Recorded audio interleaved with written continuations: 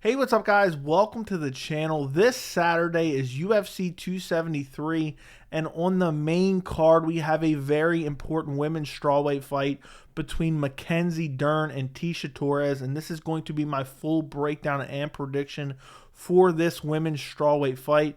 I'll be doing a bunch of UFC 273 prediction videos, including Khamzat Chimaev versus Gilbert Burns, Aljamain Sterling versus Petr Yan 2, Alexander Volkanovski versus the Korean Zombie. I will be doing all those prediction videos as well, so make sure you subscribe to the channel and turn on notifications. They will be out very, very soon.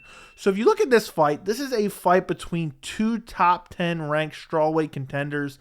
Now, I don't think either one of these girls, with a win here is going to be in line for a title shot, but it just inches them a little bit closer. So this is a very important fight.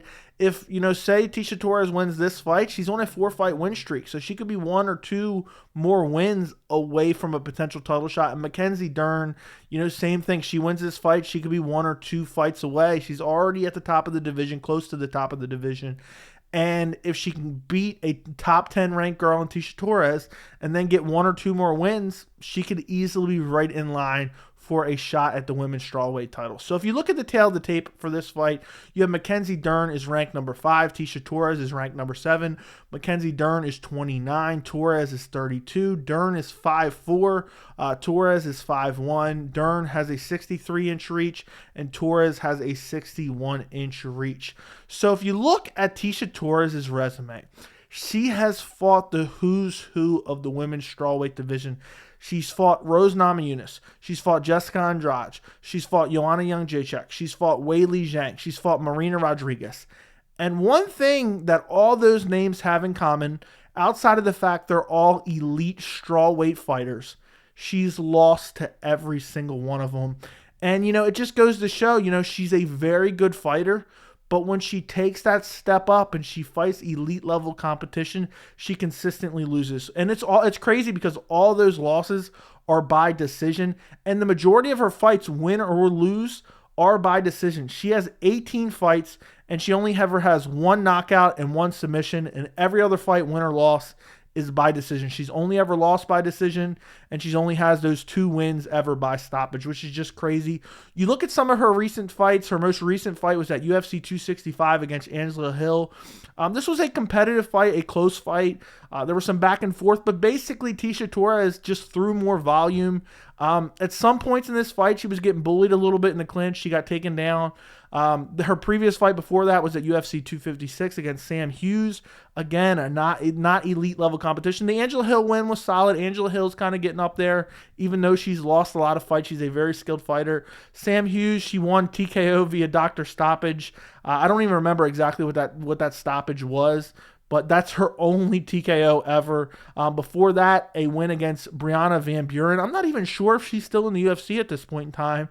And again, the majority of her fights that she wins, she's just out-voluming these girls. And she's on a 3-fight win streak. But before that 3-fight win streak began in June of 2020, she lost 4 in a row. But look at the level of competition she's fighting. Jessica Andrade, Joanna Jędrzejczyk, Weili Zhang, Marina Rodriguez. And even though she's losing these fights, and she's losing them pretty decisively, she's at least not getting finished. I think there's something that can be said for that. She's able to hang in there with elite level competition and not get finished. I mean, we've seen how many people Joanna Jędrzejczyk has been able to finish. We've seen how many people Jessica Andrade has been able to finish. Weili Zhang, Marina Rodriguez, they're all good finishers, and they're all, the elite of the elite. Women's strawweight is my favorite women's MMA division in the UFC. And she's fought all these great girls, but she always loses. Her best win on her resume, I would say, is probably Michelle Waterson back in December of 2017. And it just shows that Tisha Torres, she's like a gatekeeper of women's strawweight. That's what I would say she is at this point. So if you look over at Mackenzie Dern has 13 pro MMA fights, 11 wins, 2 losses. So she hasn't really been around for a crazy amount of time. She started fighting in 2016. She's been in the UFC since 2018, so about 4 years.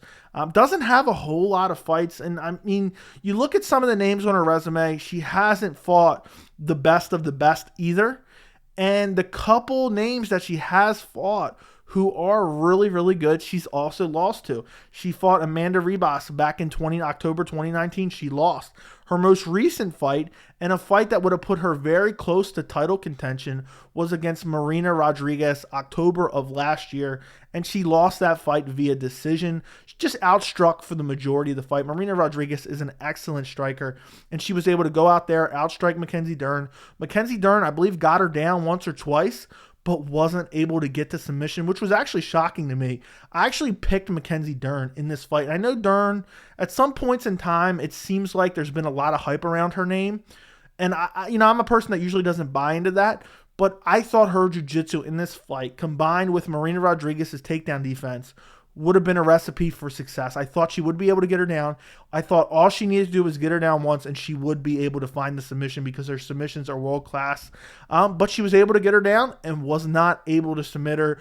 You look at the fight before that, she submitted Nina Nunes. Before that, she has a decision win over Verna Jandiroba. Before that, a submission win over Ronda Marcos. Before that, a win over Hannah Cifers. And honestly, a lot of these fights, I can't remember which one it was in, but Mackenzie Dern slipped. I think it was the Hannah Cifers fight, and Cifers followed her to the ground and then got submitted. If you're fighting Mackenzie Dern, at all costs, you should try to keep the fight standing. You should not follow her to the ground. She has excellent jiu-jitsu skills. She has excellent submission skills. And if you look at her 11 wins in pro MMA, 7 of those wins are by submission. So the majority of her wins come via submission. But again, she's had two, I don't want to say legit opponents, but two really great talents on her resume, and she has losses to both of them. So you can kind of look at both of them, Tecia Torres and Mackenzie Dern. They're in very similar spots. So when I look at this fight, I look at, how is this fight going to play out and avenues to victory? And for me, Tecia Torres can only win one way. And it's been proven over her pro MMA career.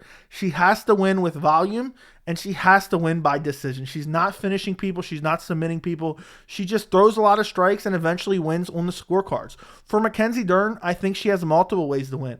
I think she can outstrike you. I think her striking, while it's not the greatest, I think it's ever evolving, and she has decent power, and she will take a shot to land a shot. And also, if she gets you to the ground, chances are she is going to find a submission.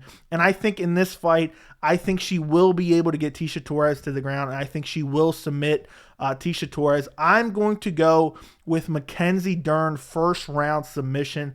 I just think Tecia Torres is almost too small for the weight class. I know 115 is the lowest women's weight class that we have, but she just seems so small. And I know she's really strong. She's really muscular. But I just think Mackenzie Dern is going to go out there. Her style is to go out there, pressure you, bully you, throw hard punches to set up the takedowns. And I think eventually she's going to find a takedown, whether it be a trip. And I know Mackenzie Dern does not have the best takedowns. I've compared her to Damian Maia in the past a little bit, because even though she's world class on the ground and she has really good submissions and BJJ, she has a little bit of trouble getting it there. But she's able to find ways. She'll just pressure you, look for heavy shots, and eventually I think she'll be able to find a takedown, whether it be, up against the cage or a trip or a scramble, or she drops her with the hands. That's actually what I'm going to go with. More specifically, Mackenzie Dern's hands seem to be ever evolving, and she has decent power. She's shown decent power in the past. I think she's going to clip Tecia Torres, maybe put her down, knock her off balance a little bit, and then it's going to be one of those weird scrambles, and she's going to lock in a rear naked choke. I'm going to go Mackenzie Dern, late first round rear naked choke.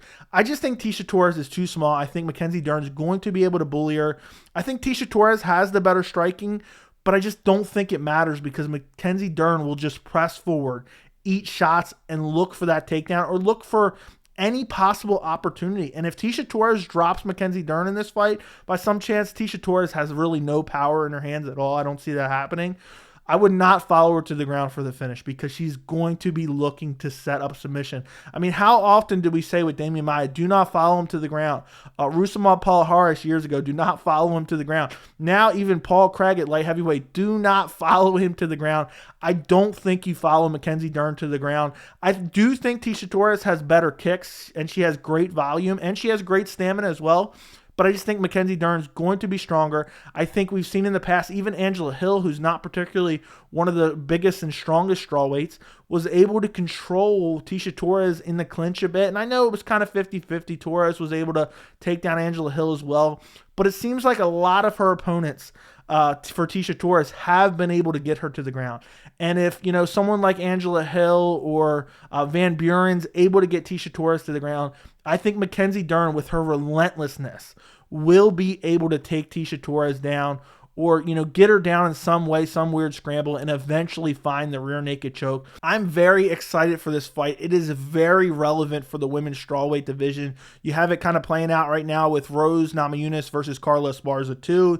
You have Weili Zhang kind of waiting in the wings, Joanna Jacek waiting in the wings, Marina Rodriguez kind of waiting in the wings. The division is the best women's MMA division within the UFC. So I'm really interested in this fight. I think Mackenzie Dern gets it done by first round submission. Let me know what you guys think in the comments. Don't forget to like the video, and thank you so much for watching.